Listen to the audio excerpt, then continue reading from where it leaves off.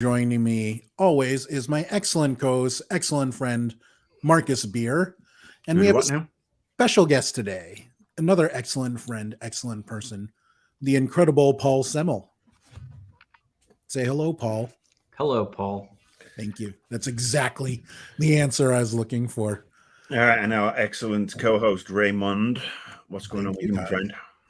Well, I'm going to have you guys do the heavy lifting in today's Diablo 4 episode because I'm slightly a mess, but I won't get into too many details. But guys, if you're watching live or if you're watching on the replay, if you believe in God, if you believe in a higher power, if you believe in vibe, energy, any of that stuff, please send some positive thoughts towards my brother in Hawaii.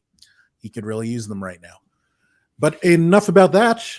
Today we're talking about Diablo 4 from our fine friends at Blizzard Entertainment. Before we get into Really 4, our fine friends. they were at one point. Really our fine friends anymore. I mean, look, we got a lot of respect for Yes. the individuals who work there, but there are some decisions that have been made that are like, and then they are part of the crap division empire. Yeah. So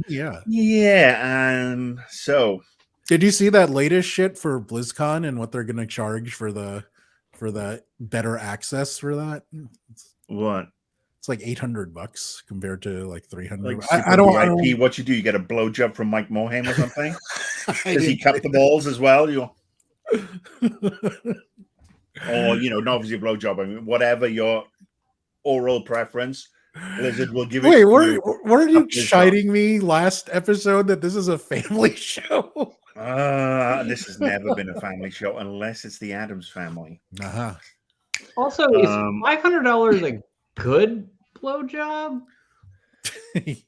I don't know what fair market value is these days, but I love that he added these days. It's like, back in the day when I was paying for it, in the 80s, you could get a blowjob, you could get a new suit, a house in the country, 4 cars, a crab dinner, and a blowjob, and still have change from 50 cents. Carlos, this is not for families, so love you, brother, but sorry, this is not family friendly entertainment. This is 3 very old, very grown men, children, and we are here. We're going to talk about Blizzard, so I'm going to take the lead because Raymondo, you need to take it slow, and our thoughts are 100% with your brother. I know what it's like, what he's going through. My wife knows what you're going through, so nothing but love to you and your family, my friend. Thank you, guys. Positive thought helped me so much through my various medical heart-related maladies and is still helping with regards to my ongoing one. So yes, everybody, please, if you believe in God, Yahweh, Santa, Homer Simpson, or the power of the great fart, just put it out there. There is good vibes. Send it to, what's your brother's name? Reggie. So there you go. Let's get Reggie ready to rock. All right, let's talk about Blizzard. Let's talk about Diablo 4. It is indeed the 4th entry in the series. They're very clever with the numbering system. It's been a whole decade since Diablo 3. Can you believe it? We were younger, svelter. Some of us hadn't had 3 life-threatening events happen. Paul still didn't have any hair. Ray's hair was not blue. True. And it's been 10 years since Diablo 3, and Diablo 3 was one of those ones that you either loved it because they took things off in a new direction, or you hated it because it wasn't like Diablo 2. For me, it was certainly the most accessible of the Diablos. Now I've played all 4. I bought the was it the battle chests or whatever they call them for Diablo 1 and 2 so many times because I kept on losing the freaking discs. So I had those, but I obviously spent most of the time playing Diablo 3 over the years, just going back to it, doing the season pass stuff. And it was actually very easy to get into and very easy to change up your characters and really enjoyable to go back and revisit your characters. And now we've come to 4 and we're hit by the same conundrum. How do you say conundrum? Conundrum. Conundrum. That's the word I was looking for. Again, because people who have maybe only played Diablo 3 are now looking at Diablo 4 and saying, oh, it's a bit dark, isn't it? It's a bit bland, isn't it? What are they doing with this, isn't it? And then not realizing that it's perhaps gone back a little to the days of Diablo. See, Paul's impressed. He's a wordsmith, and even he's impressed by Diablo because this is Diablo in years of anyway. Speaking of Paul, well, I'll get to Paul in a second. Yeah. I'm just sort of like putting this out there. I'm setting up the conversation. You just relax, okay? You're upset. Your brother's going to be fine. Liverpool have signed another great player today. I understand. You're terrified. It's okay. We are coming. So, ew. I don't want to know when you're coming. You should watch the show Torchwood Children of Earth. It's a great sci-fi miniseries. Quite scary in a lot of ways. But yeah, I mean, it's funny that people are like, with this one, there's a whole, it's the same division but different that we got with Diablo 3 10 years ago. So Paul's looking very thinking because, that's what he is. He's a very thinking kind of person. And so I'm going to start off with Paul. What's your top-down or your top layer reaction to Diablo 4? Did it ring your bell? So ring my bell. Sorry. You can ring my... Sorry. My history with the series is I don't honestly remember if I played the first two. I feel like I must have. I just don't remember it. Yeah. But I played. I don't think they let you have a computer to play video games. If you go to Warcraft, Diablo, and let's go. WoW. If we can go Whoopi Goldberg. Those games came out on Mac. Yes, but the Mac is to gaming what my ass is to beauty. And I'll let you figure that out. I don't want to figure flat and uninspiring landscape. So yeah. I'm sorry, Whoopi Goldberg. Get a proper gaming machine, lady. You're a wonderful, wonderful actress, but no. Yeah, well, wife uses Mac all the time, and I berate her for it. Anyway. Go on. All right. So for me, it kind of started like I said, I don't really remember them, but I remember 3 because I played the heck out of 3. I played it at least 3 times just on the Nintendo Switch, for crying out loud. I also. Why is he on this show on the fucking Switch? It was fun on the Switch. The actual butthole of glory. I mean, come on. All right, Switch, Ray, what are you playing it on? Now? 4? PS5. I'm playing on PS5 as well. All right. You know what? This podcast, this show needs to be just me because I'm sorry. Diablo is not a console game. I'm sorry. Yes, it's released on the consoles, and it's a bunch of bollocks that it's not. That people are paying it on the consoles. It's PC first and foremost. I'm playing it on a PC.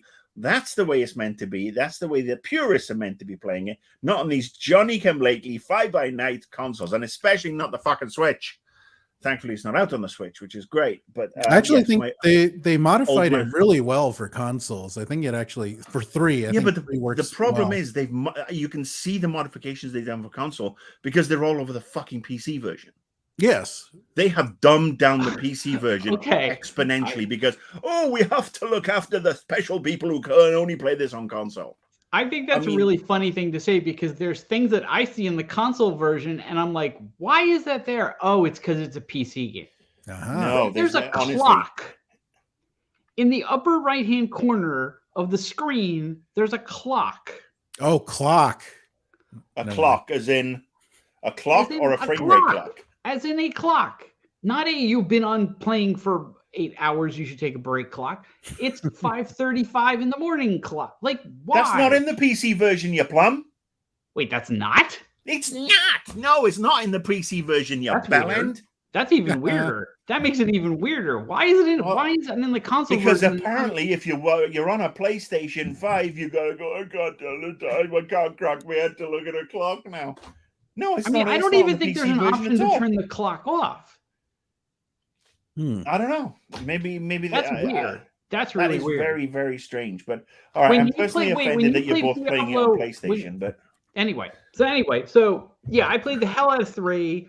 I played the hell out of the mobile game. I love the mobile game, and yeah. So now we have 4. So what do you feel about 4? I asked you what's your opinion on 4, and you talked about everything else. Okay, first of all, as somebody who, I did actually at some point go back and play the remake of 2 that came out like maybe 6 months ago. Oh, Didn't right, like right. it at all. It felt very dated to me. Didn't like it at all. Well, it is. I mean, that's an old game. The roots are Right, still but like, old. look, there's 2 schools of thought when it comes to remakes of old games. Do you update them or do you not update them? And that one they didn't update, and because of that, it didn't work as well for me. Because again, 3 is the standard for as far as I'm concerned. Whereas, like Resident Evil 4, where they updated, I was like very happy about that. Anyway, Okay. So 4, I'm loving it. I'm absolutely loving it. I'm loving it as much as I loved 3. I get the it's dark thing, but okay, whatever. I don't care about that. It doesn't. There's little incremental changes that they made, but nothing like I find the sort of like schism you talked about, Marcus, to be a little weird, because I'm like, it's not nearly as big a jump from 3 as 3 was from 2. Yeah, for sure. I agree with you. And I mean, like I said, I'm just basing this on the conversations I've seen for the last month since since it went into that 6-day early access or 4-day early access, whatever it was, that I've seen these people, and they're literally, nobody is on the fence. Nobody's getting splinters in the bum. They're one side or the other of this particular conversation. And so I'm just curious as to, Well, there is this, I have noticed that there is this sort of weird thing in gaming where people don't want stuff to be too dark or too bleak. It's one of the reasons, because our reality is so dark and so bleak. But it actually predates this. I mean, like, it's one of the reasons why, like, you'll play like a game like Fallout and there's like music, but not, I don't mean like music playing on a radio. I mean like background music. And it's because it cuts down on the sort of darkness and the bleakness and the solitariness of it, which is weird to me, because I'm like, if I'm playing a post-apocalyptic game or a game in which I'm like a warrior in a dark realm, like I want it to be bleak. I want it to be dark. So you don't want Wham playing in the background? No. Okay. No. I don't want your Negro.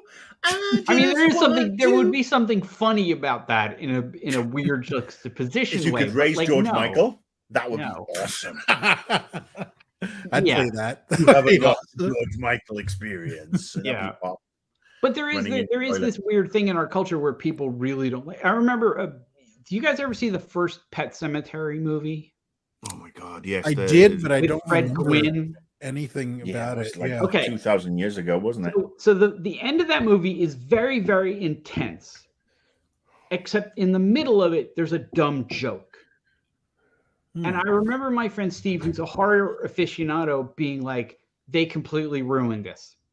They were like, they had this amazing tense ending to this movie, and they blew it with a joke. And like, but we all knew the reason they did that is because people didn't want there to be a tense moment.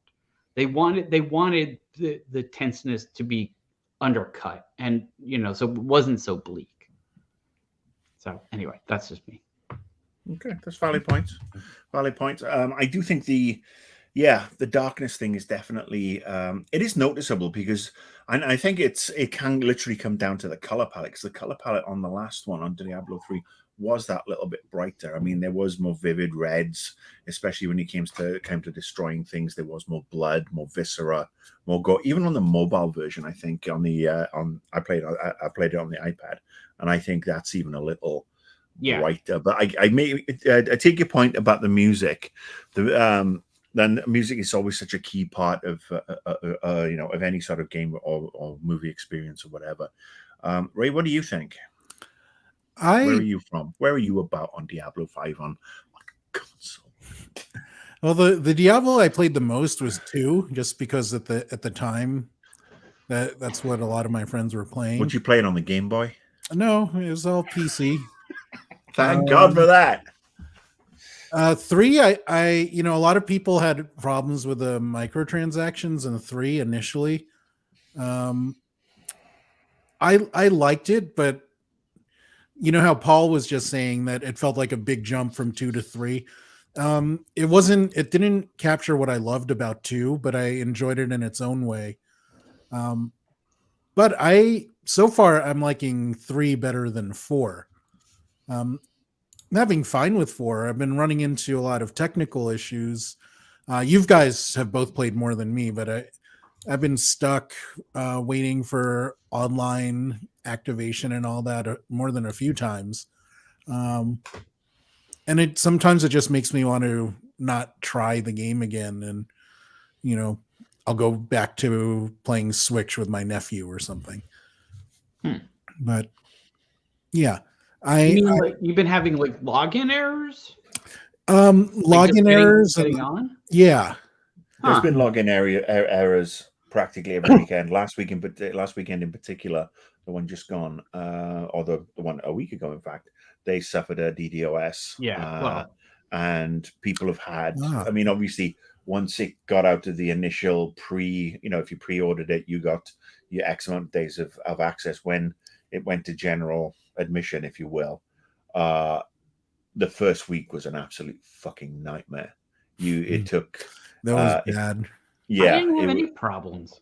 Really? I've had very few problems logging in. It would kick you and then just not let you back in. You're in a queue. But I was playing. I don't care. I'm putting you in a queue. So yeah, that's been very, very prevalent. And it's obviously gotten a lot better with the exception of last week. But I mean, you raise a valid point. And as you can see from what I have written yes. right there, there have been a lot of people, because I just want to spin off this tangent because it's a very important one to me as far as I'm concerned. I've seen a lot of people who are playing in like nightmare mode, who are playing with characters that they've managed to level to 90, 100, and they are getting a boot or a disconnect, whatever, and their character permadeaths after, God knows how long it's taken to level them up. And they could be just replaying the quests all over again. It just goes to show to me that you don't need always online in Diablo. If you want to crossplay, because every time I jump in, it says, "Oh, you're in crossplay." People from other systems may join in your game, and I laugh at that. I do. But if you're playing single player, just play single player. It doesn't need to be online. It can be offline.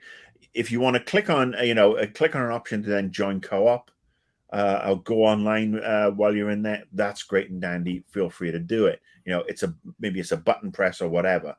But I really don't want to have to connect to fucking Battle.net every time I want to play Diablo 4. And look, it's been the same thing with Diablo 3, and everyone's going to say, "Well, it's like that with World of Warcraft. It's like this," and I understand, but it doesn't make any difference to me because it still feels wrong to me to have any game that has a single player component make you connect to a server on a permanent basis is quite ridiculous. I bought it. Let me play it whenever the fuck I want.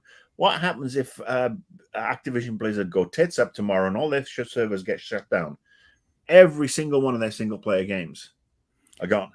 Boom. I know it's not going to happen. We know this, but and it's just the issues that come along with it. And I know, like I actually had some arguments with people who are like, "Well, why are you buying this game and complaining about it if you knew there's an always online?" Well, I want to play it. I've played the first 3, a lot. I've enjoyed them. I had issues with always on in the first one, in the third one, and I have always on issues with the same thing here. It doesn't mean that I can't be upset about it because I'm expressing an opinion. So, and to that person, fuck off. You're an idiot. So there you go. Ray, you were going to say. Isn't that a publisher side decision though? Because they're totally a publisher side. It's Activision Blizzard, right? I mean, it is Craftivision Blizzard. It's what's known in the industry as the Kotick disease. Whatever he touches, he turns into a disease. The man's a fetid carbuncle on the asshole of video games everywhere. And honestly, on a side rant, if the Activision Blizzard buyout comes through, I hope it happens so that Kotick's out of the games industry. I hate that he's going to get a shit ton of money for it. So all I can hope is that, and this might be a little controversial, but I hope he walks out after signing that thing with his fat $100 million check or whatever, and he gets hit by a fucking truck. Oh, damn.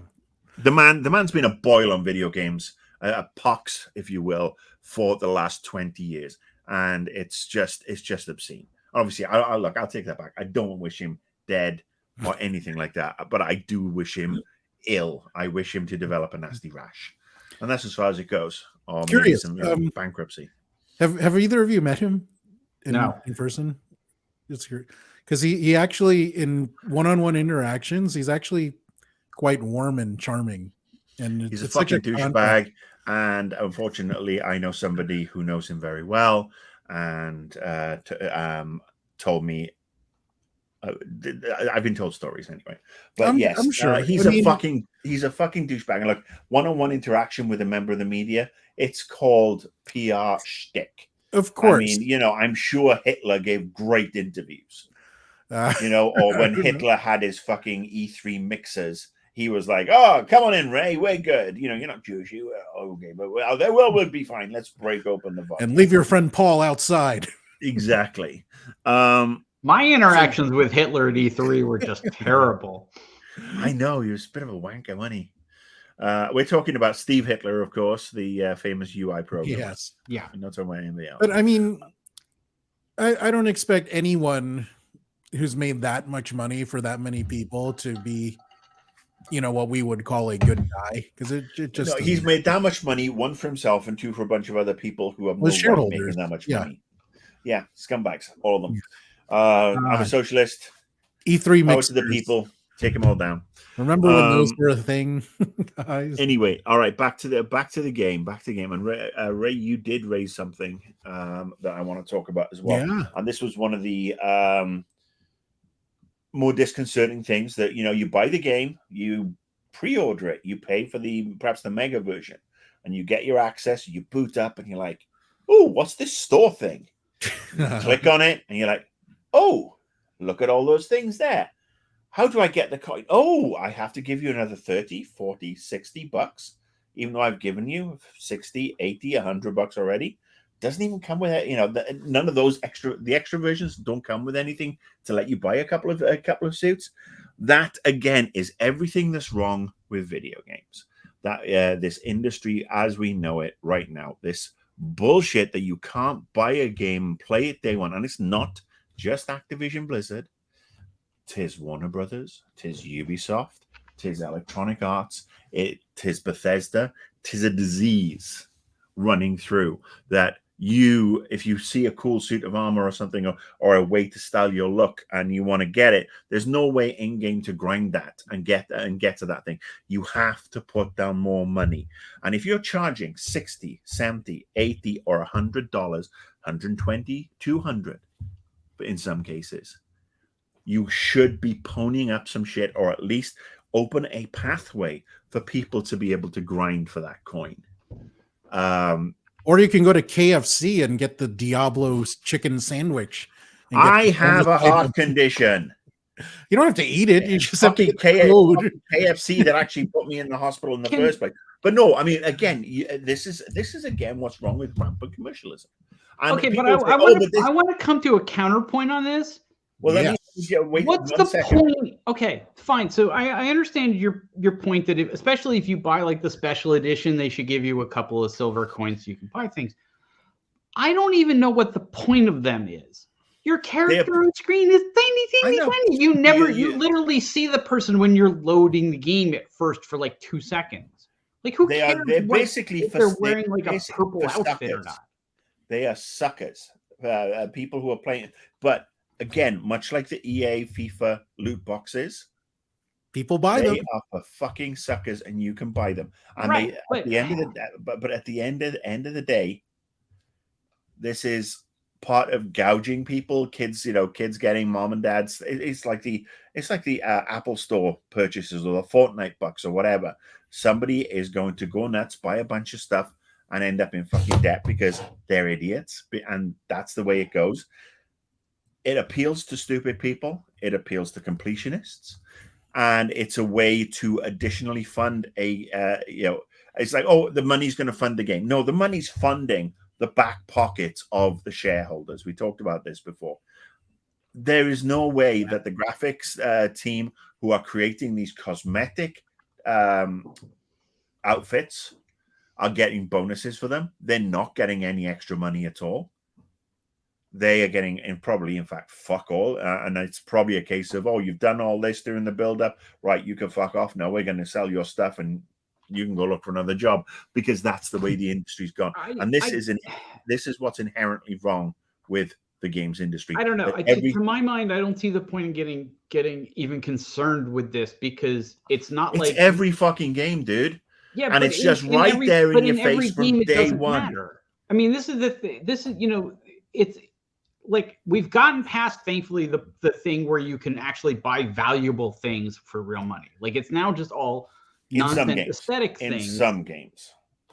Okay, in most games I've played, I literally never even look at the store except once to give it a cursory. Oh, okay. I don't have any money. I don't need any of this. Buy.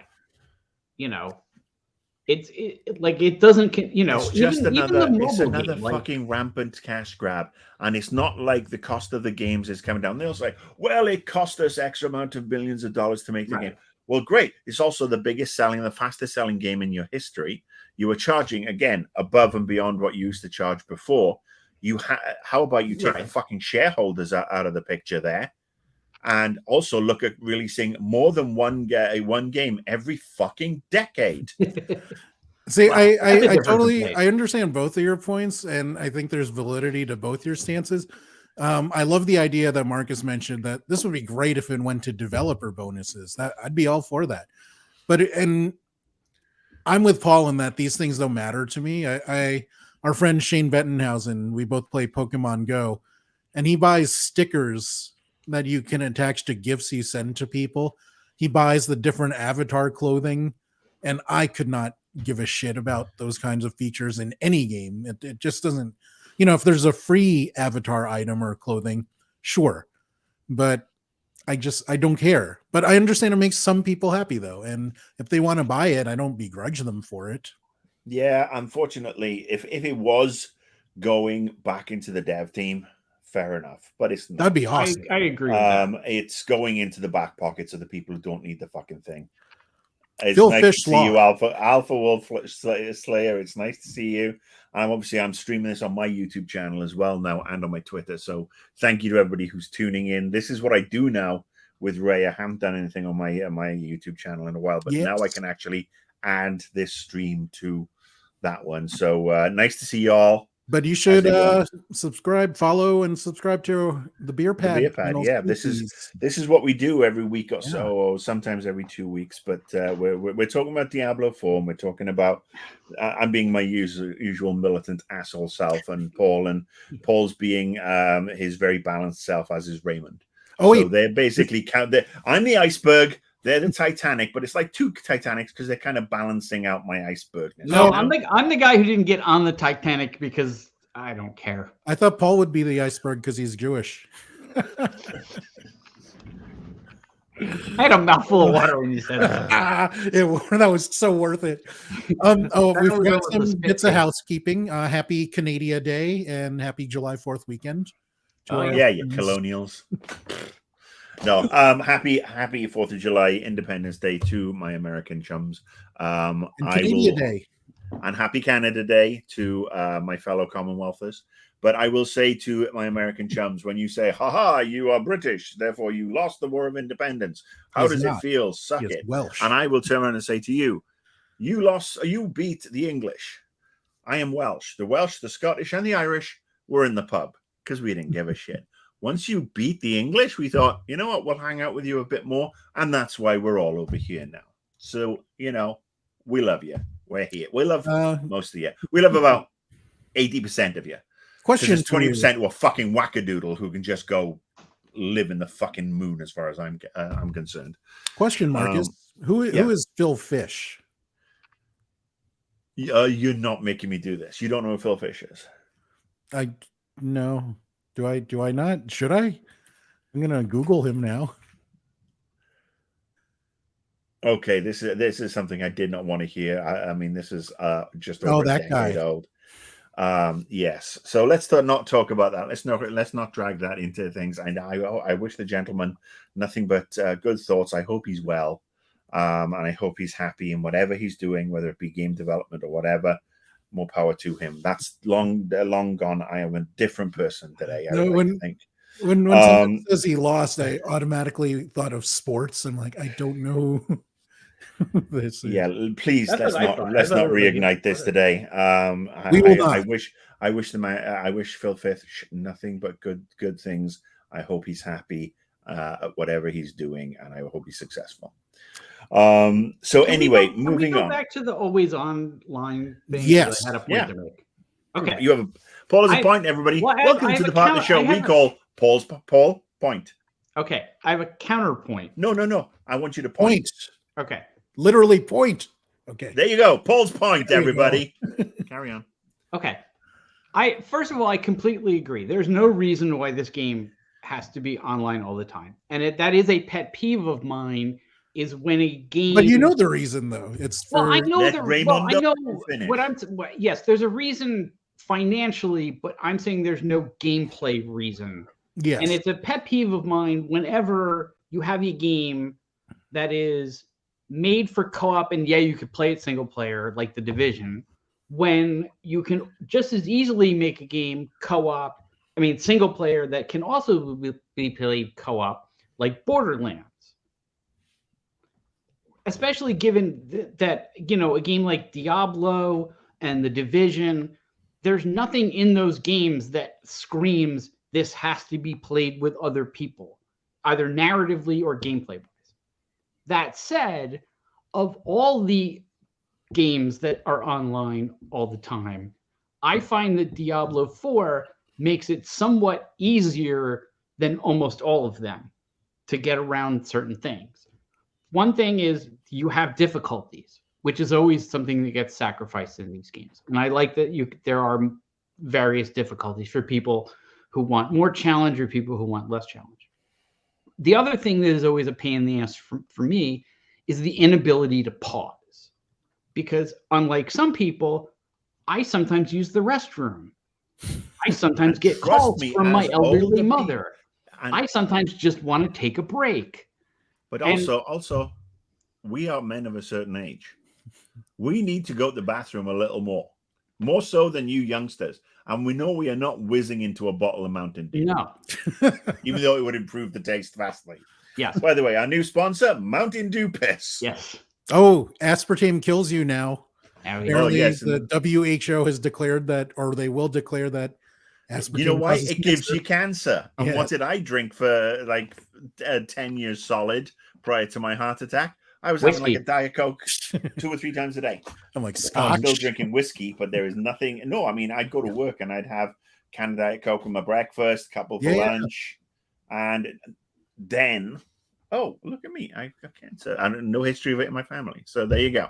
Aspartame will kill you. But let's get back to Paul's point. Right.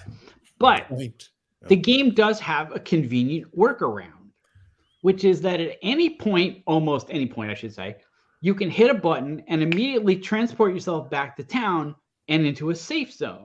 Without having to use scrolls, which is absolutely a thumbs up, excellent way to do it, because carrying all those fucking scrolls, remember having to carry, you'd have the scroll of town portal and the scroll of identification, and they've done away with the scrolls. No scrolls.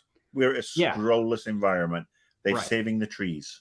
Right, which is great but here's the thing, because not only does it basically give you a way to pause the game if your mom calls, it also makes this way easier to deal with as a loot game where you get a lot of loot, which is another thing that is always a thing with me. Like, dealing with loot in this game is way easier than in so many other games, because you can, you have like a pretty decent sized, thing. It's really easy just to go click, click, click, click, click. You're all junk. And then you just pop back to town, sell it, just, scavenge it, whatever you want. Just makes it so much easier than the Borderlands games or half a dozen other games like this. Yeah, that is a pet peeve with some RPGs in general, that you spend way too much time on inventory management, which just not fun. Yeah. I will look, I totally agree with you. They've made it more streamlined. I suppose you have to for people who play on console. And I would think that would be a problem on PC anyway. Also, well, again, look, I was being facetious, but that's where the "oh bless" came in. I was being facetious, and it is actually a great way to do it. But going back to counterpointing your counterpoint, the lack of a pause button because you're always online. You can be in a dungeon, loaded down with loot, and you do the town hall thing. The town hall. You teleport back to town. You unload everything, and you're heading back to this dungeon, and you get a disconnect. Your internet goes out, or boom, you've lost that dungeon. You could be literally just going in before that last boss battle in the dungeon to go and get some more potions to clear out your loot. Because maybe you got a bunch of stuff you want to get rid of or upgrade, or you got a bunch of jewels for some fucking reason. We need a jewel bag, Blizzard. We definitely need a jewel bag, and apparently one is coming, which is great. But without that pause button or the fact that it's always online, it just makes it impossible to really go back to a dungeon. And I know that's what they did in Diablo 3, and just because they did it in Diablo 3 doesn't make it a great gameplay decision.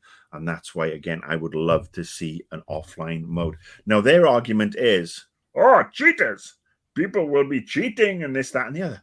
Well, this is what you do. You have a version check. When you boot up the game, you go online to check it or whatever. If you're playing the single player, you play your version, boom, boom, boom.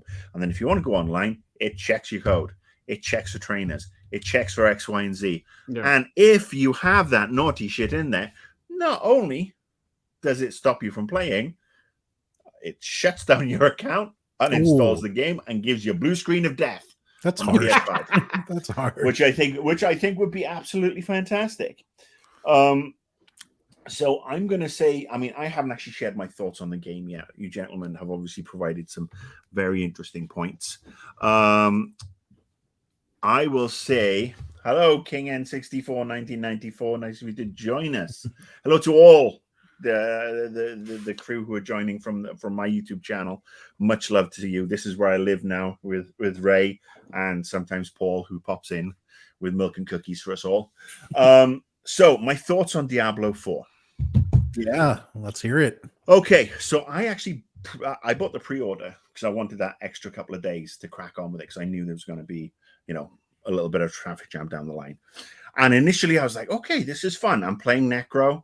I spent sort of like 4 days solid playing the game, just doing lots of side checks, side quests, doing the dungeons, finding the what's the name? Statues of Thingamy. What's the name? The bad guy. No, who's the bad girl in it? What's her name? The boss. Lilith. Lilith. The statues of Lilith. And see, this is one of my problems. Story. Yeah. I don't give a fuck about the story. The story is. I never. Yeah. It's been, in the past, it's been interesting. I've enjoyed reading it. This time, for some reason, I'm so fucking checked out. I can't even remember that Lilith was the name of the bad guy, even though Lilith is also in the Marvel RPG that we got last year. Was it the writing that you didn't like about the story, or you just didn't care? I just think the characters are very one-dimensional, and we're also talking about Blizzard, where we're talking about Diablo here, so I know we're not talking about deep in depth, but it just seems like lather, rinse, repeat. And this comes back to the darkness, the dullness in the game visually. You combine the visual dullness with the story dullness. It's the first time that I have played. I am playing the game, and I was playing the game just before I came online to do this with you. And I was in a dungeon, and I was like, "Shit! I wish I could pause, log out, and come back," because I got to the end, and I was just about to kill this big sea wretch thing that I found in a pirate's ship, and it hit me, and it knocked me back through the blocking barrier and reset the whole fucking thing. So it's like it's 10 to 12, and I now have to go back and re-kill this thing, so I know otherwise I've wasted 25 minutes of my life. So I do that, but I'm only doing it because I'm now in bloody minded mode. I'm going to complete the game. I don't know if I'm going to come back to it. I'm going to get my Necro up as far as possible. But the Necro skill tree, I mean, once you've got your Golem, because I always start off whenever I play a Diablo game, I play with a Necro because I love to build my little armies. But the Golem and the mages and the skeletons, the skeleton soldiers, I mean, I've maxed them out. They don't seem to be really super powerful. Everything, they've obviously tweaked the game where as you progress, everything levels up around you. So there's no going back to, you know, it's like, oh, I've gone at this level, got my ass kicked. I'm going to go back. I'm going to work myself up, work myself up, work myself up. And then, you know, oh, this is leveled up with me. And that to me is irksome and vexing because, you know, I'm happy to do the grind. I'm happy to explore all the little side quests and the dungeons. But it just, there's nothing spectacular about Diablo 4.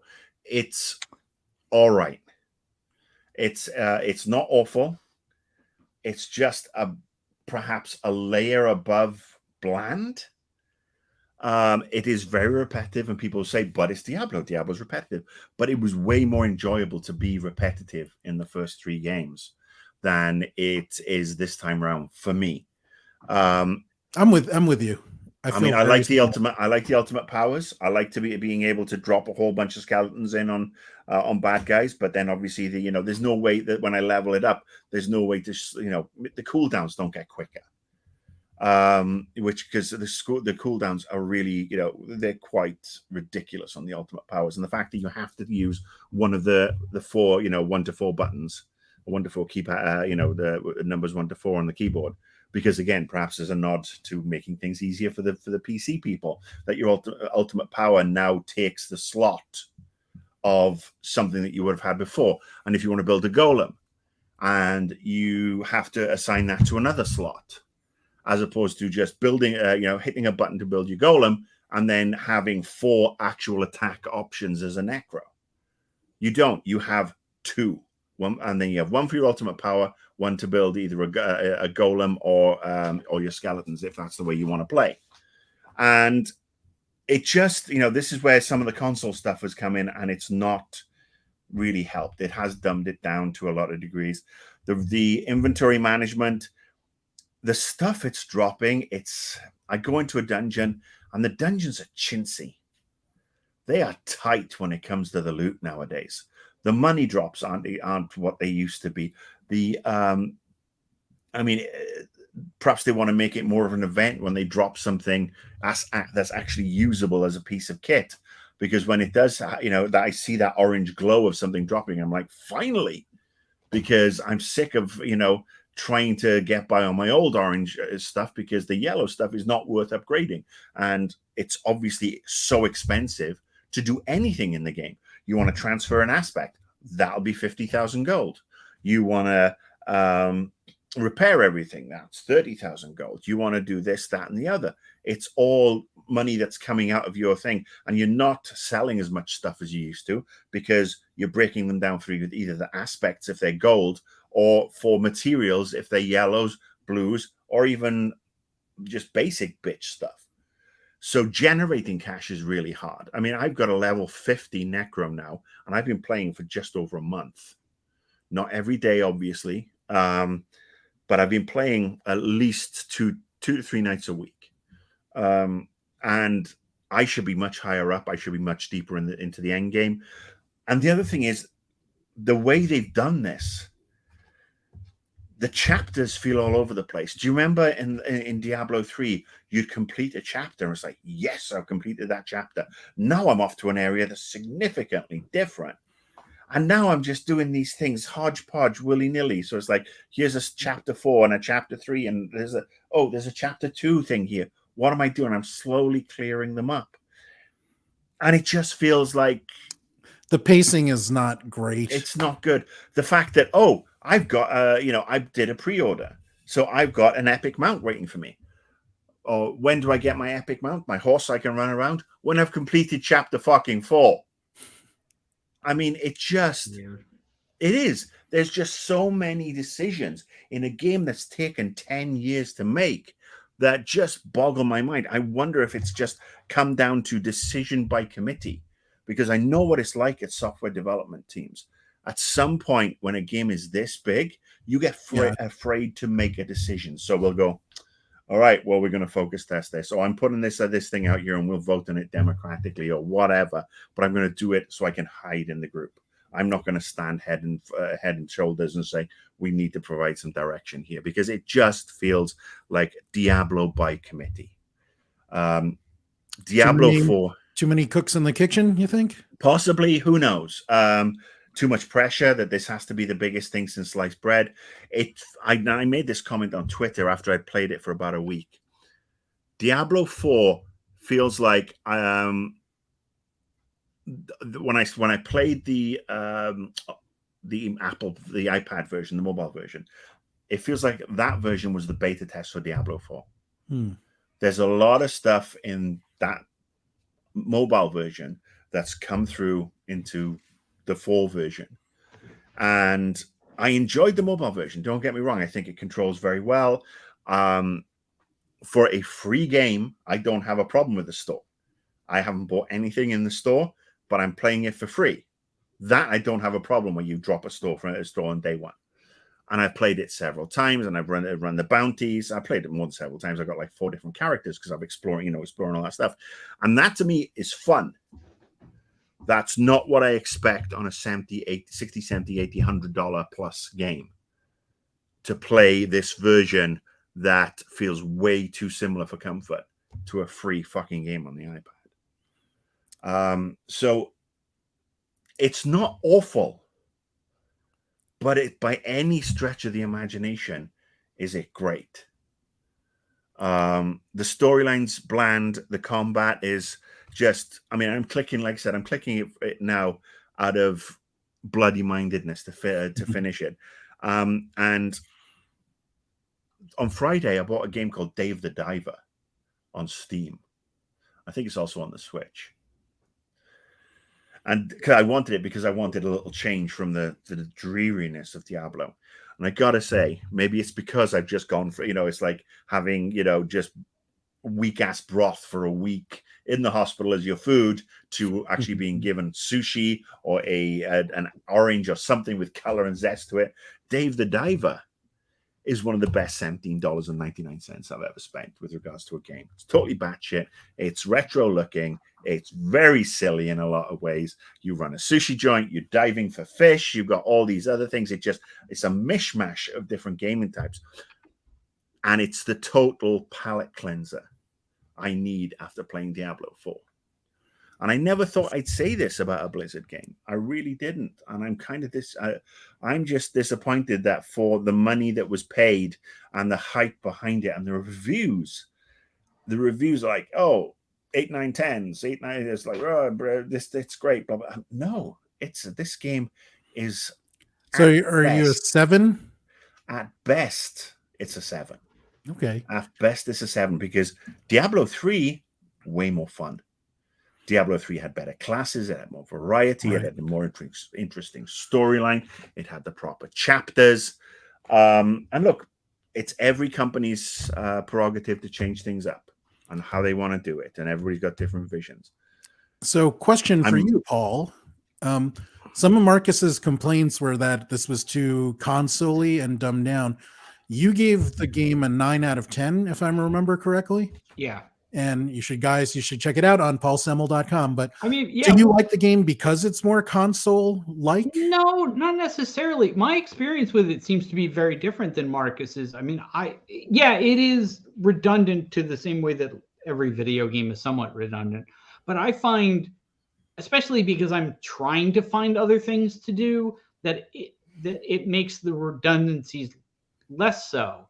Because like you have these like random like occurrences in the world, and like all of a sudden you're like, you got to follow a snake around while fighting other people, or you have to like, there's a bad guy and he's sucking the strength out of his minions and you got to stop him, and then you have like they're not dungeons, they're like little caves that you go into and you get into like these, but they all look the same. There's like 4 different variations of that particular of the little caves or the basements or anything. There's 4 variations of them, maybe even 3. They all look the fucking same. The things may change up. There's probably about 8 different variations inside that, but they all are the same. And it's like well, I did run into one that was a puzzle.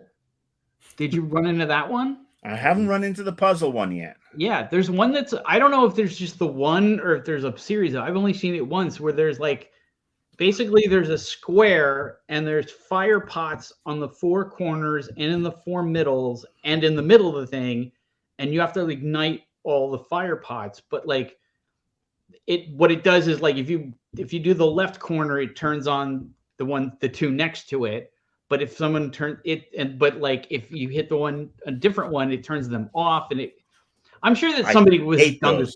I hate those type of puzzles. So thank you. If I see 4 pots, I'm out the fucking door now. Yeah, but I mean, it's like a classic Portal puzzle, isn't it? I mean, yeah. I mean, I do. All right, so I'm going to take it up to 7 variations, maybe on 4 different locations. I will say this: I agree with you guys about the story, but then again, I've never cared about the story in Diablo because it's always seemed like generic Tolkien-esque fantasy, and I read a lot of fantasy and much better fantasy, so I don't need to get my fantasy from the game. That game is really, really long. And I know it's illegal for a game critic to say a game is too long, but the game is too long. It is not illegal because, I mean, let's look at another game that was too long. Redfall. Redfall should have been a bunch of fun, but Redfall, way too long on that single player. I mean, at the end of the day, I'm happy to have, I mean, with Diablo, give me 10 to 12 hours of really great single player gameplay, and then let me off into the multiplayer wilds to the season passes and stuff. If I choose, I'll happily pay my money. Give me that, any game. Give me 8 to 12 hours. Let's go back to the Harry Potter Hogwarts game. Fun game, but when you're 60 hours in and you're trying to complete absolutely everything, it just becomes a fucking chore. And I didn't pay for that game. I got sent a code. I was very lucky. Hashtag blessed. Well, I think that people sometimes forget that you can play a game more than once. You know, that if you play a 10-hour game and you only play it once, you got 10 hours out of it. But if you play it 3 times, you got 30 hours out of it. And not only that, Diablo is a game that's always been geared to multiple playthroughs. Why? Because you got multiple fucking characters to play. You all character types. It's like, once I finished on this one, I want to try the sorcerer, then I want to try the druid, then I want to try the barbarian. I mean, you know, I want to try all the characters. I want to do a full build out of every single character. And then, you know, that to me is part of the enjoyment. But I don't know if I can churn through this stuff again, which is why I'm trying to do as much of the stuff with my first character with regards to the side quests, increasing my renown in the area, unlocking the bonuses and everything. So the next time I can focus mainly on the main quest. I mean, I may not play this for another freaking 6 years. Well, that's what I was going to say is if this was like an annual series or like, you know, semi-annual, I wouldn't feel any need to play it a second time. The only reason I'm going to play this like a second time or a third time is because it's going to be another 12 years before we get Diablo 5. Yeah, and we won't even get expansion packs. They don't do those anymore. And if they did, I don't think I'd be interested because this is so slow. And it just trudges. It just trudges along. And it's a shame because for all of you and for anyone watching live or on the replay, why did you pick the class you chose for your initial character? Marcus, you play Necro. Paul, I'm guessing you went Barbarian. So what attracted you to those classes? Right. Well, for me, for Necro, I love, to do the range attacks. I'm not a big run-in, bash everything kind of guy. I like to sit back with my, my golem. And every single Diablo game, I've always played as, where it's possible, I've played as the Necro. I love getting my golem up there and my skeletons and sitting back with my ranged sorcerers and just creating havoc. And then, my current build is also heavy on corpse explosion. So I'll hit them with drain, they generate corpses, and then they also drop health pots, although you can only carry 7 health pots right now or at level 50. I mean, I don't know how many it goes up to, but the health pot issue is always something. I can carry 9. Okay, so you're further down the line. And I'm now. level 55. I'm 50, and I'm halfway through my first Paragon run, or my first Paragon build, if you will, with regards to, being 50 and just getting those Paragon points every 4 parts of the level. So yeah, I'll hit the corpse explosion and create this cloud of toxic gas, much like me after K barbecue. And that's how I do it. I stand back and I just let people rot. But I mean, that's again one of the issues I have with the dullness is that it's not as visceral as it used to be. It's not popping. It's not gorgeously gory, and the graphics have improved. They've improved, as we know, out of all the recognition from the first one, and probably even 3. But that is one of my issues. If I'm doing a corpse explosion, I want to see rich red blood everywhere. Instead, I've got this dull. Even the greens, the greens from the poison are not good. The electricity, the blues are dull. It just doesn't float my boat, which is a shame. And Paul, why barbarian? I always play fantasy games as melee characters. I just find I remember. Yeah. I just find them more interesting. I just sort of I like button mashing my way to victory, basically.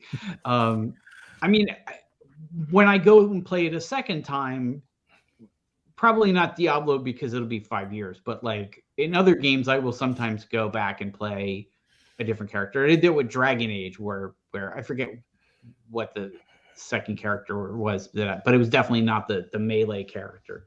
So yeah, I just like being able to run around and smack people. Much like in real life. Yeah. Ray? I went with the rogue. And probably from an effectiveness standpoint is definitely not the best choice. Does the rogue have a bow? Yeah, you can do melee and backstab, which is what I enjoy doing. Sometimes I like the hiding in the shadows, doing a big triple damage backstab. Sometimes I like just shooting away. Diablo 3, I was all about Demon Hunter, so you could kind of see what I enjoy. Demon Hunter was awesome. Yeah, I really Demon Hunter is probably my favorite class of all time outside of I mean, obviously, like I said, I played Necro, but Demon Hunter, the fact that there's no Demon Hunter this time around makes me a little sad. Carlos says backstabbing is his move. We know this. I just wanted to go back to the comment by King N64. Yes, this one. Thoughts on how other players are interacting with you in the overworld? Personally, not a big fan of that. I have, again, been playing for a month. 0 interaction with anybody. No invites to guilds. No invites to parties. People are on their horses galloping around, or people will, the closest it's come to any interaction is if I'm fighting something and somebody of a higher level runs past, they might just help me beat something. And before I can even hit the emote wheel to say thank you, they're off. That's it. And from that, and look, I'm with King on this one. Party, if I'm playing on a party with my friends, and apparently, I'm going to have to play with you fuckers now. That's fine by me. But yeah, I mean, I don't need to be part of a Diablo 4 community. Are we all playing primarily single player? Yeah, I am. I haven't played any single player stuff. I don't play with other people. Yeah. Paul does not play. But the funny thing to me is again, my experience in Diablo is very different. Like normally, like I get annoyed, like when I would play Destiny and I would be fighting somebody and somebody would run in and kill him and then run away, I'd be like, dude, stay out of my fight. And in this one, I don't mind so much. I don't know why. And I've also found a lot people, I always forget to do it, but like if like I come across like somebody in a big fight and I join in and help out, like they'll give me like a thank you or something like, hey, whatever. And I always forget that there's that emote wheel and like to do stuff. But people I found have been way more friendly. I will say this though about the emote wheel. I think it's weird that they added things to do with it that are mission based. It's kind of funny. So it was here's my funny issue. like the first time, but like when you realize that there's these like There's I the don't know what statues you interact with. I yeah, like actually there's all that did one just statue. before. Yeah, Like the first I and like said thank there you to was the statue, and the next thing I attacked was supposed to rain gold, and it dropped 400 gold.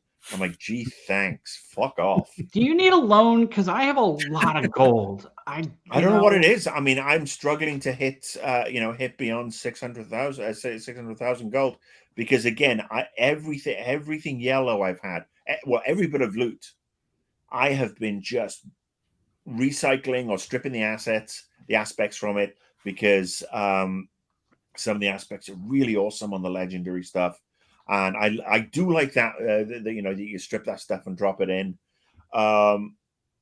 So yeah, I mean, it's it is what it is. Though, like I said, they're tighter than a I don't duck's know. ass when it comes to the gold, I've and the duck's got ass is more real money tight. than I know what to do with, and more resources than I can ever possibly spend. Oh, hello, Mr. Moneybags. I've lost count of the resources. I'm happy to collect all the resources, but again, I'm collecting all these resources, and it's like 25,000 gold to go and create a really good potion, because all the potion drops are shite. I mean, you've dropped a weak potion of incontinence. Well, I'd rather have the big potion of the big one, thank you. And it just goes back to, again, it's rather chintzy. It can't seem to decide if it wants to go the Borderlands route, where it's going to give you all this different loot, and more often than not, there's a gun or something that you're going to stick with for the next 30 levels, and you'll keep upgrading it because you can only upgrade 4 times. And that's where stripping the aspect comes in. Yeah. Or it's back to old school Diablo, where it was a really good mix of stuff that actually made a difference. But now it's much of a muchness. It's just like, so I can take a tiny incremental increase on this one, and there's a decrease on that one, and it's just, I feel like I need to have a inside baseball style spreadsheet to figure out all the actual pluses and minuses. That's how I play games. But I mean, exactly. We shouldn't have to. If you show me something, I want to know, is it better than what I'm currently got? Right. And if it isn't, fine, I'll recycle it. If it is, well, great. I'll go and strip the aspect and drop that aspect onto this one, and off I go again. But this game seems to be, it's fallen much like a drunken man in a bar at 3 a.m. in the morning. It's falling between all the stools. It's not hitting any of the targets, much like the same drunken man, but this time in the toilet. It's not hitting any of the urinals, which is a real shame for such a vaunted, this is obviously just my opinion, for a vaunted franchise and a vaunted dev team. And who knows, maybe, obviously we should talk about the elephant in the room, which is the Microsoft proposed buyout. Yes. One more question about the game before we get to the macro level stuff. And this goes on some of what Marcus talked about before in terms of pacing and story. One of the biggest complaints I've seen on my Facebook and Twitter feed is that they felt the pacing was too rushed, and the game was pushing you to do more end game stuff as soon as possible. Did you guys get that sense, or was that just not your experience? No, I would have liked to have to push me towards that end game. I mean, I've been doodling along, like I said, for the best part of a month, going, all right, where am I going now? Oh, look, it's more beige. Oh, it's dark, but it's beige. And that's what I've been doing. I've been looking for those little blue check marks. Yeah. Because all the exclamation points to see if there's anything interesting. Or, all right, well, what's in this particular dungeon? Is it something that's good? And the fact that the dungeon, I mean, I will give a point of credit here. The fact that the dungeons now say, complete this one, and this is for a necromancer, and you will unlock this aspect. And I'm like, yes, I'm down with that. That is great. I would prefer that it says, all right, well, this person started with necromancer. This is their character. So therefore, we're going to go and do every single dungeon keyed towards a necromancer. And so people get the loot, and they get the power-ups, and they can do the stuff. They can still unlock the renown points to boost up the strength, the level, the skill points, and everything else that you do. Because I think that's a great idea too. But then the next time I go through with a barbarian or with a rogue or a sorcerer or a druid, I know that one of these things that I do, I'm going to get something specific to my character, and therefore I've got a somewhat different experience when I'm churning through this fucking game for the second time, which will probably be around the same time as Paul. In my case, I'll be doing it from hell because I'll be dead. So, Paul, with that, how did you feel about the pacing? I don't know why you think they have broadband in hell. It just I guess thanks to Biden, they will. But I honestly think that hell is going to be a lot more fun. I think hell just has a bad PR rap. I watched Lucifer on the Neil Gaiman's vision of Lucifer on Fox. That's the sort of devil I want to hang out with. Because let's face it, you go upstairs, it's going to be full of some that guy was charming as fuck. But he quit though. He quit running hell.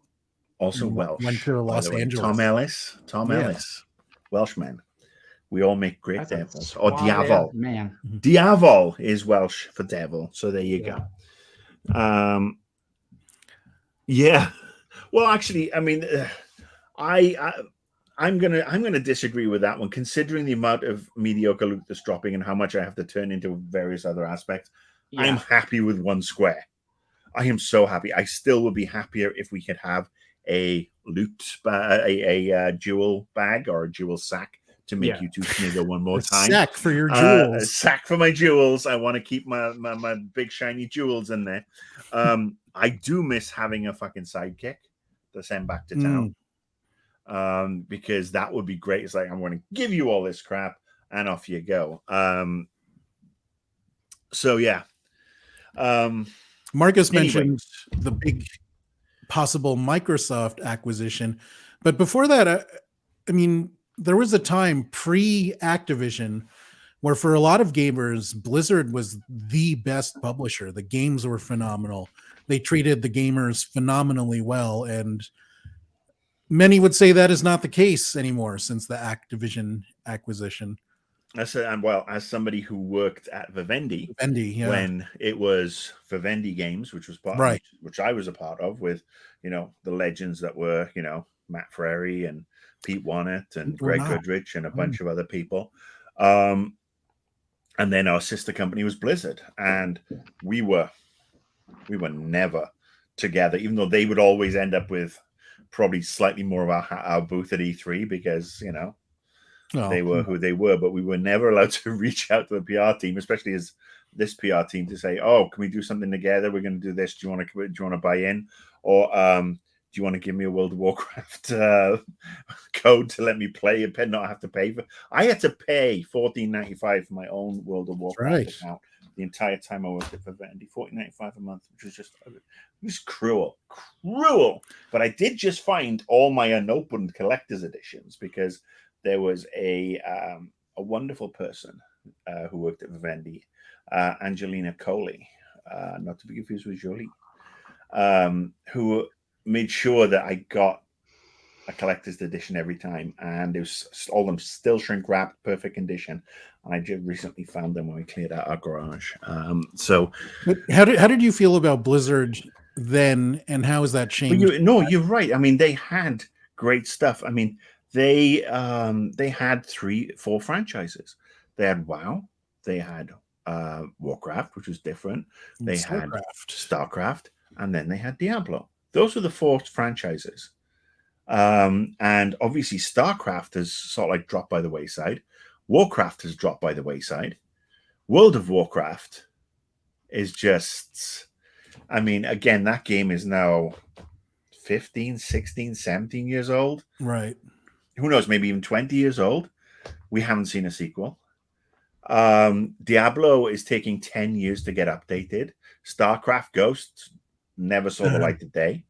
And you got to wonder. I mean, maybe they feel that they are on a par with Rockstar Games, and all they need to do is one game a decade. But Rockstar, they do a game every 5 years. They've got Red Dead, and they've got GTA, and Bully. then they also branch out with Bully and Rockstar Table Tennis. But again, we haven't seen any sequels to those. I'd love to see a new Bully game, to be honest with you.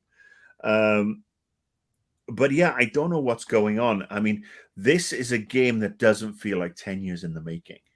It feels like one that, like I said, it got over-seasoned, overcooked, too many cooks, like you said earlier. And this is where I think if this Activision Blizzard buyout by Microsoft comes to pass, I don't think it's necessarily a bad thing. I mean, Microsoft have been mostly hands-off with Bethesda.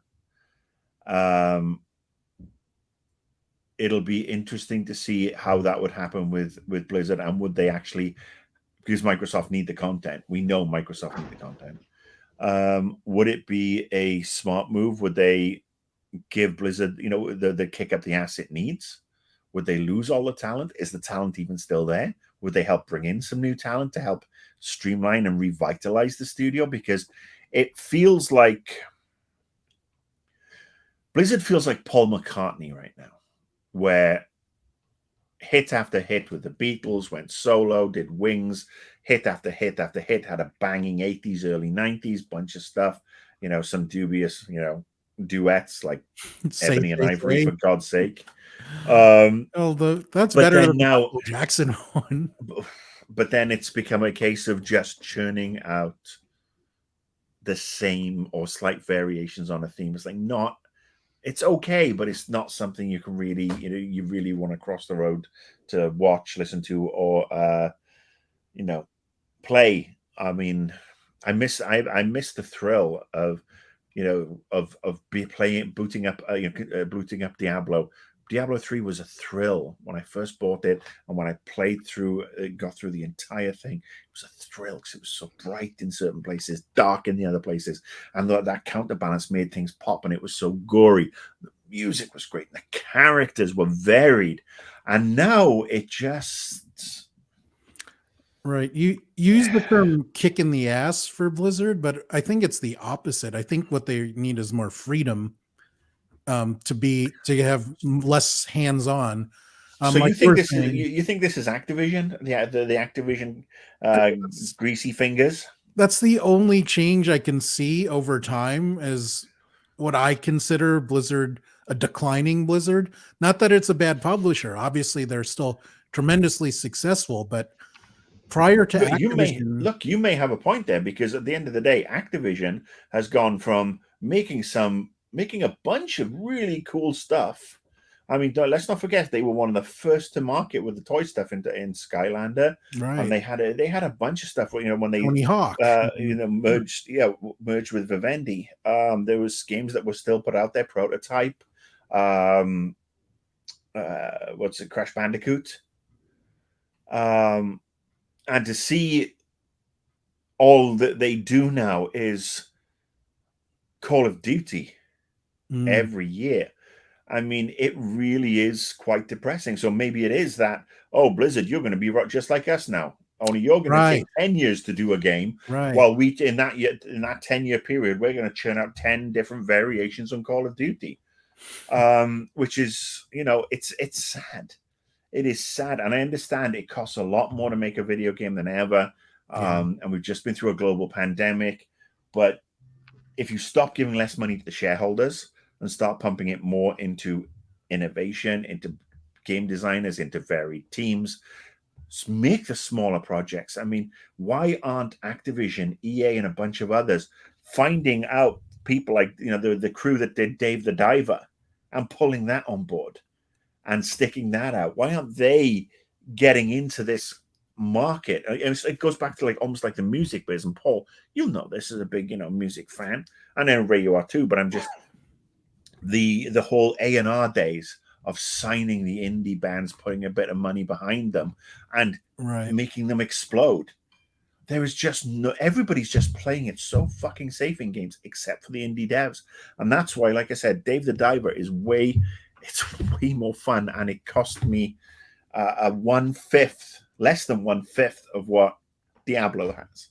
Right. Well, that's just the sad state of affairs there. And it's just, again, a damning indictment on where the games industry is going, because you look at the money that's being eaten up. It's Diablo, it's FIFA, it's fucking Fortnite, which, again, is to original gameplay what my ass is to a beauty pageant. So for those kinds of games like Day of the Diver, the console manufacturers actually do a pretty good job of cultivating.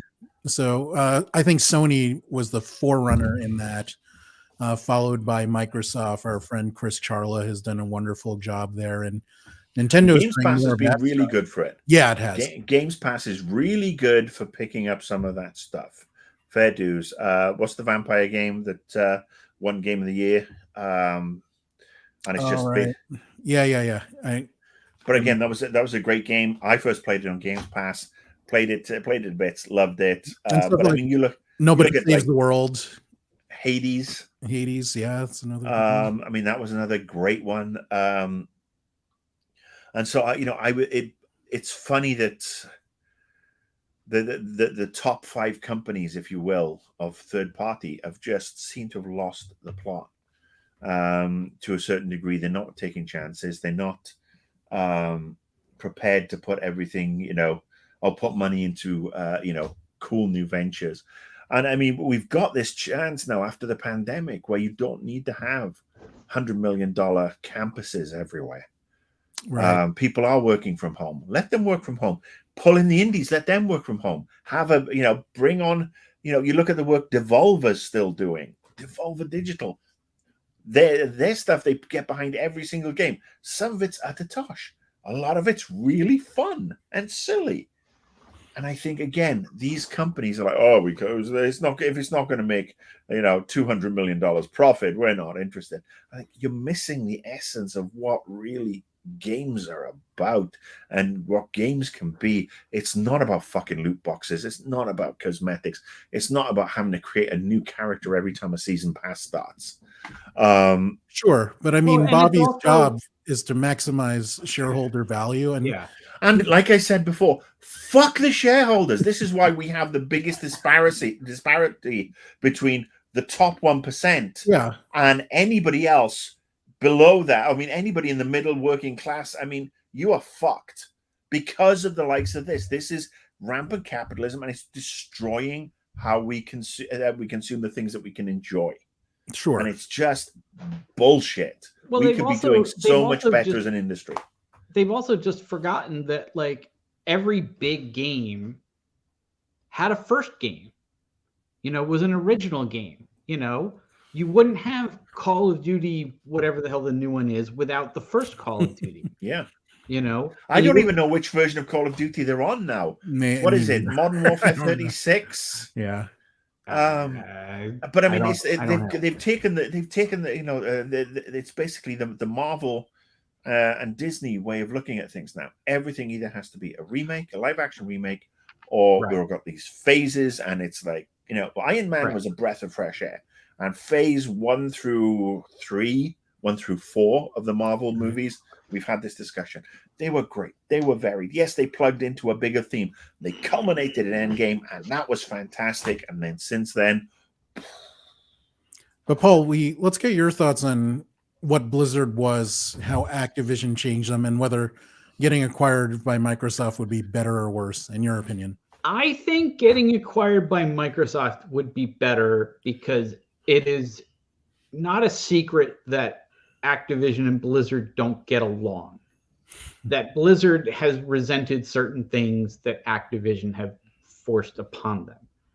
And I think that everybody knows that. Whether they'll admit they know it or not, we don't care. But I think that if this deal goes through, and it's not a done deal by any stretch of the imagination, I think that Microsoft will look at it and go, okay, we're going to split Activision and Blizzard apart. That Blizzard, we're going to take Blizzard, and it's going to be its own company, sub-company, if you will, again, and Activision will be its own thing, and whatnot. I also think that it'll be good, because I think that Microsoft will look at it and say, okay, let's do another StarCraft. you've got these franchises. Let's get something going with them. I think they're going to do that with Activision. I think they're going to look at Activision and go, is there anything we can do with Pitfall? Is there anything that we can do with like some of these classic games? Because aside from Crash Bandicoot and Call of Duty, Activision doesn't do anything anymore. Well, that's the that's the point I made. But yeah, they're not alone in that, because EA is the same way. You guys remember we used to go to EA events and they'd be like, "Here's the 30 games we have coming out over the next year." Yeah. And why don't we get a Jungle Strike, Desert Strike, Urban Strike reboot? Where's Road Rage? Yeah. Road Rage was such a classic game, but it crapped out sometime in the PS1 era. Right. I remember Road Rage on the 3DO, and it was the first time with the cinematics. Well, it goes back to the shareholders. Unfortunately, they're afraid to take risks. I remember one of my favorite Activision games for PS2 was Wakeboarding Unleashed, and it's very Tony Hawkish, but obviously you're on a lake instead of the street. But I think they wouldn't make that game today. No, but one thing I think that might help is the Crash Bandicoot situation, because they basically were like, okay, we're going to do these like slightly updated, upgraded versions of the first 3 games. We're going to put them out as an inexpensive package, and it sold like gangbusters. And now they started making original games with Crash, and that have also done very well because it rekindled the interest in it. And I think that's what Microsoft might consider doing. Like, they might remasters of all their IP would be amazing. Prototype would be a really fun remaster. That's an idea, or they might go to Blizzard and say, let's do a StarCraft, but let's do something small and we'll do it for Game Pass. And then you have people who get hooked on it. Let's redo StarCraft 2, remaster StarCraft 2 and the expansions. Yeah. Let's do that and slap it on Game Pass for PC or whatever. That would be great. That would absolutely do it really well. The other thing is, and there's, this is just something that's out of left field and just really sort of like kicked into my head. Wouldn't it be, it probably wouldn't be even feasible, but I'm just seeing StarCraft and Obsidian, not necessarily the sort of like, real-time strategy game, but the StarCraft universe, Obsidian RPG. That might be something really cool, although it's probably Starfield. But again, they could cross-pollinate. And look, trust me, this is how I used to work when I worked at developers and publishers, and this is why half the time they'd look at me like I was fucking losing my mind. But yeah, I would love to see a prototype remaster or even a sequel. I thought it was a great original game. There's a whole back catalog from all the companies that Activision acquired over the years. Blizzard's back catalog. When I was at Ubisoft, they were on a buying spree that is only perhaps been equaled by Embracer, and now and they bought all these brands: SSI, Microprose, Blue Byte, and you don't see any of the games, any of the back catalogs anymore. You don't see this stuff that perhaps wouldn't take a shit ton of money to produce. You see Far Cry 28 or Division 4 or Assassin's Creed. Where's Redstone? Where's our fucking Splinter Cell?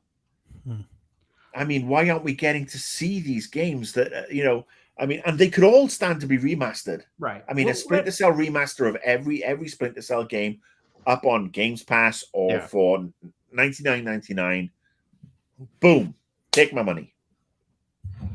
Yeah. But although let's not let the public off without a warning, because they're the ones who keep buying these things. There was a thing this week where people were talking in the FCC Activision discussion.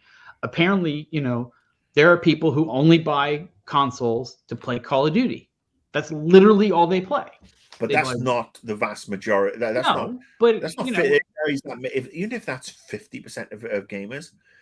There are so many games that you could stick out remaster that they could work on a modern laptop, or on the Steam Deck, or on the Switch. The Switch in particular could be a great way to drop a bunch of stuff, because let's face it, it's woefully dated hardware. You could put a bunch of stuff on there that hasn't been seen before, and it would run better than the original versions. You don't have to put $100 million behind every single game. Yeah. And then you're out there and you've got these different titles. You stick them on Steam. You stick them, you cross-platform them. You put them on Games Pass, or you sell them for $19.99.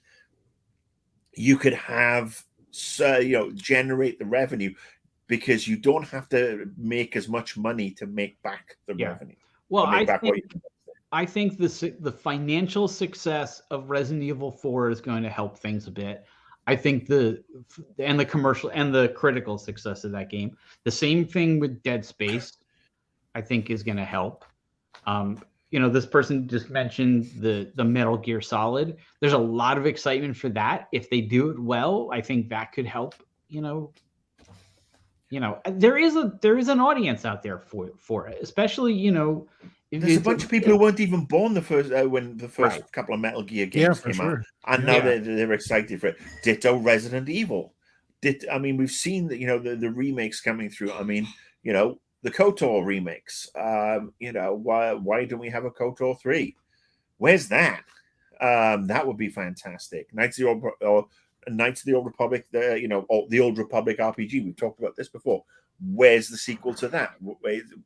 If you want to be in this always online universe, why can't these games be in this always online universe with season passes and XYZ without that $14.99 a month charge? Same with World of Warcraft. These things are, there's so much gaming content that can be mined and brought up to speed, and we can still have the cool original stuff. The only place we are getting cool original content is from the indie devs, and it's been like this for probably the last 15 years.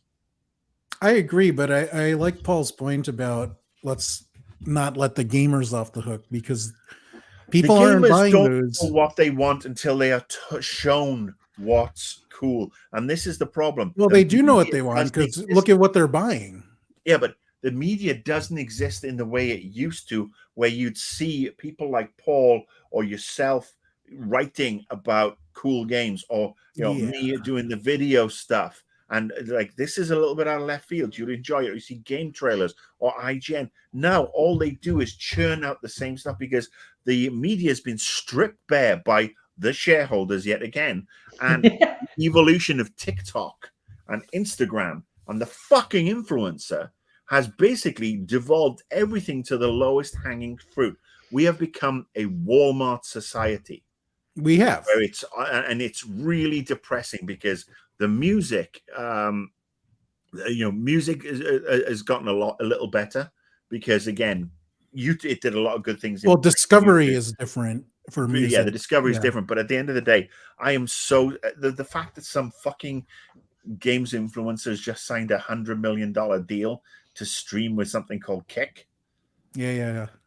That person has no compunction to be anything, to be honest about any fucking game they're asked to promote. All it's concerned is like a sports endorsement, like a sports athlete endorsing something, or a movie star. Do you remember the days when movie stars wouldn't do commercials in the US, but they do them in Japan? Oh yeah, you never see them. Yeah. And that still happens today, but it's exactly the same thing now. We are looking at these people who are shilling. They don't believe in what they're shilling. It's all about the dollar at the end of the day. And but I've again, said this, you have to put some of the blame on the viewers. If they don't get it, but if there's no system to deliver them the cool stuff, because we have perhaps way too much choice now. Yeah, I am guilty of not watching movies as many different movies as I should. Right. That I used to do. I'll go to the movies for the big blockbuster but stuff.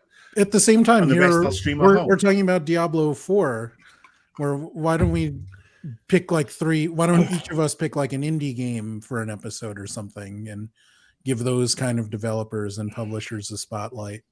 Absolutely. I'm down to do that. We should do that. think we I'm should. totally happy to talk it. Like I said, Dave the Diver, love it.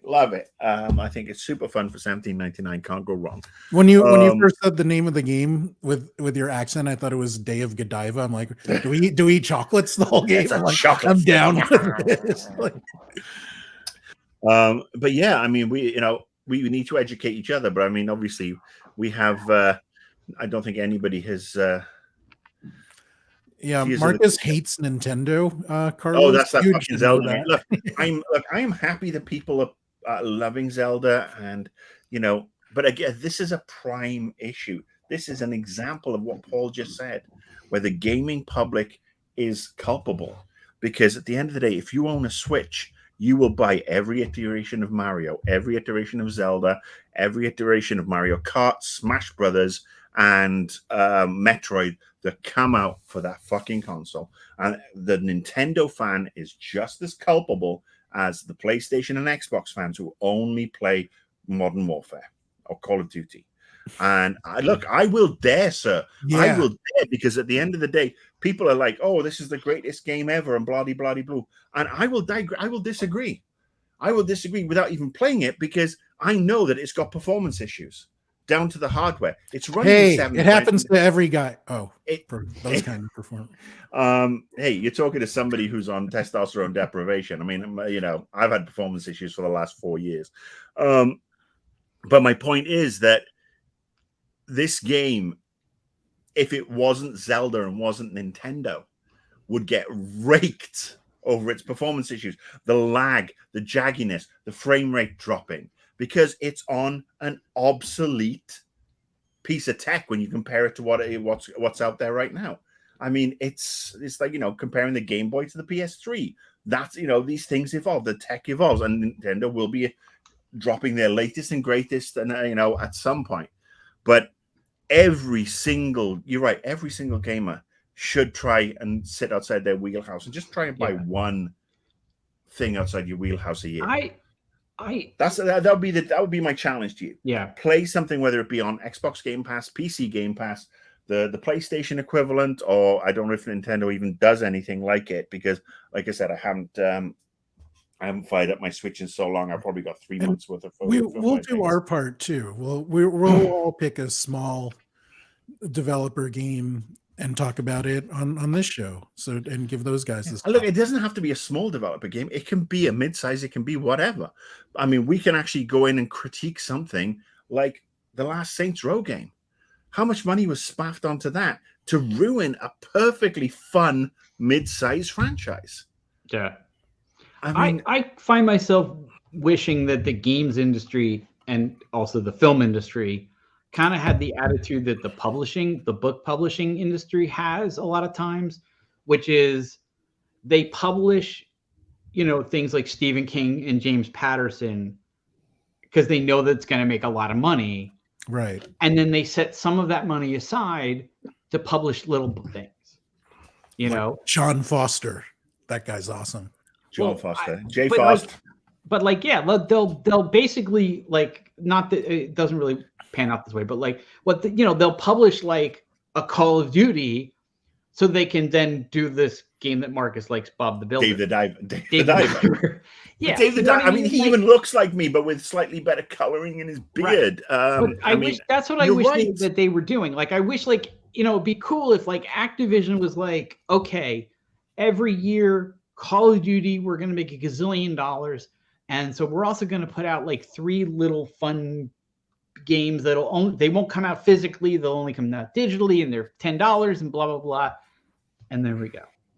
You are 100% right. And I think this is where it's funny. The book industry was the one that was at most peril from the digitization of things. I mean, we can talk about the record industry and how they've turned around things pre-Napster, but the book industry has made it so, as a book fan. I mean, I've got, books everywhere, not quite as many as Paul, but the fact that I can buy and read a book instantly, digitally, through the Apple bookstore or Kindle or whatever is so cool. And I can take that chance on somebody that I haven't read before in a genre that I, perhaps is a little alien to me, but it sounds quite cool. And it's only going to cost me maybe $10.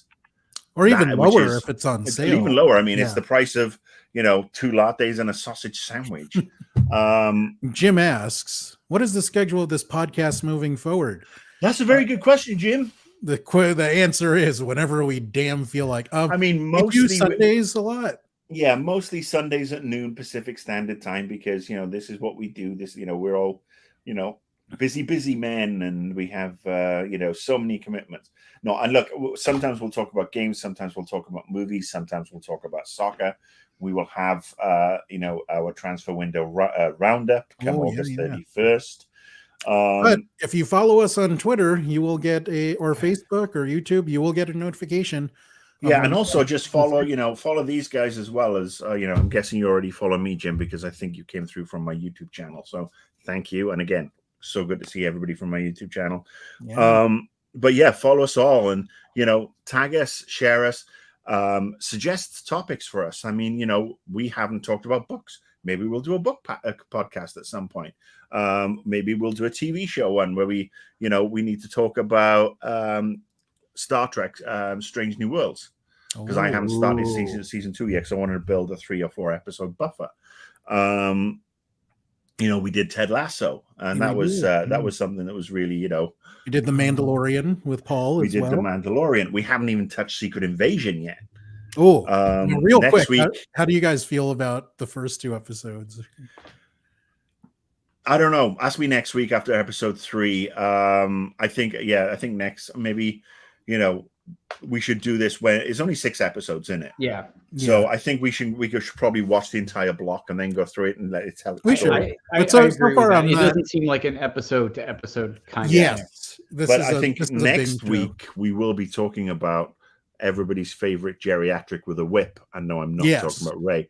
We are talking about Indiana Jones and the Diarrhea of Destiny, or the Depends of Destiny, or whatever the hell it is. He's 80 years old and he's physically way more fit and active than all 3 of us. I was going to say, can we not have Harrison Ford come and beat the crap out of us?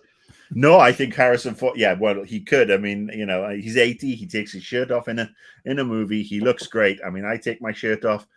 This camera would be blinded by the white, Or we would think of mayonnaise. No. So why don't we button up this episode with because Marcus likes us to give scores now. We should score these things. Yes. I mean, and it's interesting because Paul's already given a score for this. He's given Diablo a 9 out of 10. He gave it a 9 out of 10, but now he's probably played it a lot more. I played it for my review and then I said, fuck off, I'm not going back to you again. Nope, it's still a 9 out of 10. It's still going to be on my best games of the year list, which is not... Along with Dave the Diver. Woo! Well, along with Resident Evil and Star Wars and Tears Dead of the Clown. Space, and actually Redfall.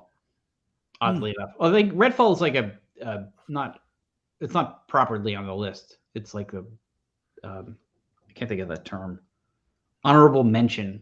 There you Deadfall is just a missed opportunity for me. It's in my estimation, it's a missed opportunity. We never talked about it, but we should do our games of the year at the end of the year. We'll do the anti-game awards. There will be no Jeff Keighley here, even though we all love and respect Jeff. All praise Jeff Ari. So 9 out of 10 for Paul. Marcus? I'm going to give it the 7 out of 10 because 7 out of 10 seems to be the perfectly average acceptable. But if I was going to go true Marcus, and in fact, I think I am, I'm going to give it a fucking 5 out of 10 because 5 is absolute midway. It's not great. It's not awful. It's basically quiche. It's gaming quiche. I believe it's pronounced quiche. I like quiche. I like quiche too. You give quiche 9 out of 10. It is gaming quiche. You can quote me on that, Blizzard. It is bland. It's inoffensive. It's beige. The occasional nugget of goodness. But at the end of the day, it's nowhere near as good as Diablo 3. And it certainly was not worth 10 years in the waiting. If this was the last game I ever played, I'd be fucking disappointed. Oh, damn. I'm going to stay alive long enough to play Diablo 4. What the fuck? I should have died 4 years ago. I will go with a 7 out of 10. Like, it's above fine, and I don't have strong emotions about it either way. I'm enjoying it, but it's not dazzling me. It's not dazzling, but it's not awful. And this is where the 5 comes in for me. Five is an absolute middle of the road on a 10 scale, and this has always been the problem with the games industry and with media in particular on how we rate stuff. Yes, because some people look at school grades and see a 7 out of 10 as average. Well, no, I think it should be 5. Is average. Yes, I agree. So it's an average game. I will go slightly above average. Paul loved it, and that's cool. Of course, that is the beautiful majesticness of video games and of this particular podcast. This is why you tune into the BeerPad TV. Yes. And guys, if you have thoughts on Diablo 4 and girls and theys, yes, and yes, Ezra Miller, share us your thoughts on Diablo 4 or don't. Leave a comment on the comment section below. Drop us a tweet. Go to Paul's website, paulsemmel.com, and read his review of Diablo 4. It is quite vast, interesting, and intelligent, like Paul, who is also vast, unlike anything ever uttered on this podcast. And as Marcus said, we will come back to you probably in a week's time talking about Indiana Jones and Dial Soap for Danger or something. Yeah, I've tried to avoid spoilers, but thank you, LA Times, for blowing the fucking cameo in your fucking headline. I didn't hear it. No, I'm not going to say. I'm not going to say anything about it. But I'm just going to say I didn't even know there was a cameo. Whoever wrote the movie, I didn't know there was a cameo. If the LA Times wrote a piece and it was like, oh, so and so talks about the cameo, I'm like, fuck you. The movie opened 3 days ago. This is the problem. So we will talk about Dial of Destiny because I don't get to see it until tomorrow. Actually, I'm going tomorrow afternoon.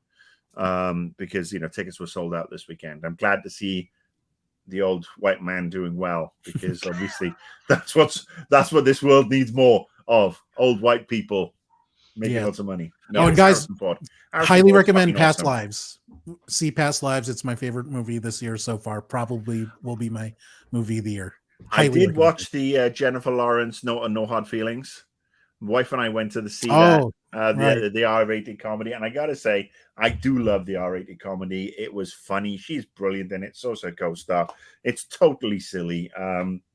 It's one of those ones that you watch. There's actually a really good message in there with regards to gentrification and the issues you get when you have a bunch of rich entitled pricks moving into an area for 3 months a year and how they fuck everything up for everybody. Again, fuck the old rich people. So the male lead in that, we'll watch that. The male lead in that actually had to defer his admission into Harvard to do this movie. He's brilliant in it. He's brilliant. He's a talented musician. He can sing, and he just does this. He plays everything so understated. And Jennifer Lawrence she's a fantastic actress. She does wonderful. The girl next door kind of thing very, very well. And she's got a wicked sense of humor and a comic turn that perhaps we haven't been able to see in a lot of her roles recently. Because she's pursued more dramatic stuff after taking her step away to have a family and everything, and that's awesome for her. But we'll be back next week with Indiana Jones. I'd love to be on that call. The what? I'd love to be on that call. I'm like, hi, I can't go to college yet. I got to get molested by Jennifer Lawrence for a few That would be cool. That would be cool. Totally. So, dial up of Destiny, eh? Yes. You've got Indiana Jones. You've got Whip. And guys, thank you for watching the BeerPad. We will see you next time. Say goodbye, Paul. Goodbye, Paul. Goodbye, Paul. Bye.